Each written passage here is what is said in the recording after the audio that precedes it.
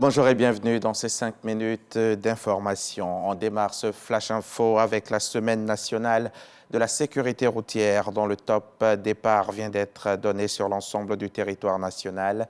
Pour cette 6e édition, l'accent est mis sur les motocyclistes qui sont aujourd'hui impliqués dans de nombreux accidents de la route. Et comme toujours, les forces de l'ordre veillent à faire respecter le code de la route. Lancine Bakayoko nous en dira plus dans le 13h.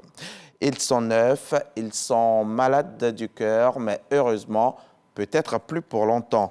Ces enfants vont bientôt bénéficier gratuitement d'interventions chirurgicales en Israël. C'est une action sociale de la Fondation Mitreli en collaboration avec l'Institut de cardiologie d'Abidjan. Le ministre de la Santé a traduit à la Fondation bienfaitrice toute la gratitude de l'État de Côte d'Ivoire. Le témoignage de Walter Amadou Ouattara. Ces 9 enfants âgés de 1 à 13 ans, dont 5 garçons et 4 filles, malades du cœur, sont sélectionnés pour bénéficier de soins adéquats à leur pathologie en Israël. Atteint de communication interventriculaire, une pathologie qui détruit les artères pulmonaires par élévation des pressions au niveau de ces artères. Et un patient atteint de retour veineux pulmonaire anormal, partiel, associé à une sténose pulmonaire. En Europe, ces soins coûteraient au moins 30 millions de francs CFA. Un réel soulagement à entendre les parents. C'est un fardeau, nous prions Dieu pour que le voyage se passe bien. Et nous leur disons merci pour ses efforts à notre égard. Nous avons eu des prédécesseurs qui sont au nombre de 5 qui sont revenus et 3 étaient là parmi nous pour nous rassurer que tout s'est bien passé. L'Institut de cardiologie d'Abidjan, en collaboration avec la fondation israélienne Mitreli, offre la prise en charge. Cette initiative est rendue possible grâce à la vision et au leadership de la Côte d'Ivoire. Tout d'abord, je tiens à saluer la vision du président de la République, M. Alassane Ouattara, qui aspire à faire de son pays un centre d'excellence en matière de soins de santé.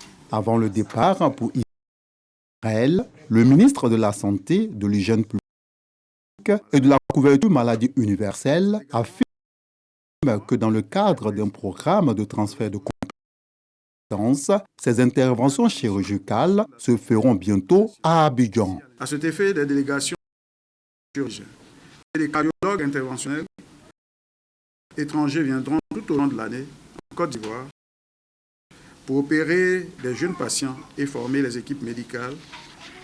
De plus, les équipes médicales de Côte d'Ivoire bénéficieront de voyages de formation en cardiologie de pointe en Israël. Chers parents, je voudrais vous dire au nom du président de la République et du Premier ministre que vos enfants ont été sélectionnés pour le voyage en Israël parce que les pathologies de ces enfants méritent beaucoup plus d'attention. Mais vous allez bénéficier du meilleur encadrement. Vous êtes assurés que vos enfants reviendront complètement guéris. Les ambassadeurs des 2 pays, Israël et Côte d'Ivoire, ainsi que le ministère d'État, ministère des Affaires étrangères, de l'intégration africaine et de la diaspora soutiennent cette mission médicale humanitaire. La mission, la mutuelle générale des fonctionnaires et agents de l'État de Côte d'Ivoire, la MUGEFSI, a tenu son assise ordinaire pour porter des réflexions sur la gestion 2022. Au plan financier, la mutuelle a réalisé un excédent de plus de 2000 milliards de francs CFA. Le panier des soins est passé de 2000 médicaments à 3800. Les mutualistes sont heureux, ils se disent satisfaits de cette gestion. Frédéric Oulaye et Didier Nguessan nous en diront plus dans le 13h. L'homme fort de l'Est libyen, Khalifa Haftar, a à nouveau appelé à une répartition équitable des recettes pétrolières, principale source de revenus du pays. Elles sont très souvent au cœur des querelles entre camps rivaux à l'est et à l'ouest du pays, mais elles sont gérées par la Compagnie nationale de pétrole et la Banque centrale basée à Tripoli, à l'ouest. Le maréchal Haftar a invité les autorités de Tripoli à former une haute commission pour mettre en place les dispositions financières d'une gestion équitable des fonds publics et des revenus pétroliers. Il laisse à cette commission un délai de 2 mois pour rendre son travail. En l'absence de réaction, il a prévenu qu'il agirait militairement. Le Maroc, pays organisateur de la CAN U23, et l'Égypte, tenant du titre, joueront la finale de la CAN des moins de 23 ans après leur victoire respectivement devant le Mali et la Guinée. Les deux équipes sont qualifiées directement au JO de Paris. Le troisième ticket pour l'Afrique se jouera entre les équipes perdantes lors du match pour la 3e place. À Paris, les jeunes Lions participeront à leur 7e JO, la première depuis 2012 à Londres. Et pour l'Égypte, cette deuxième finale consécutive est aussi une 13e qualification historique pour les Jeux olympiques. En France, le président Emmanuel Macron a annoncé hier mardi une loi d'urgence pour accélérer la reconstruction dans les villes touchées par les récentes nuits d'émeutes devant quelques 240 maires reçus à l'Élysée.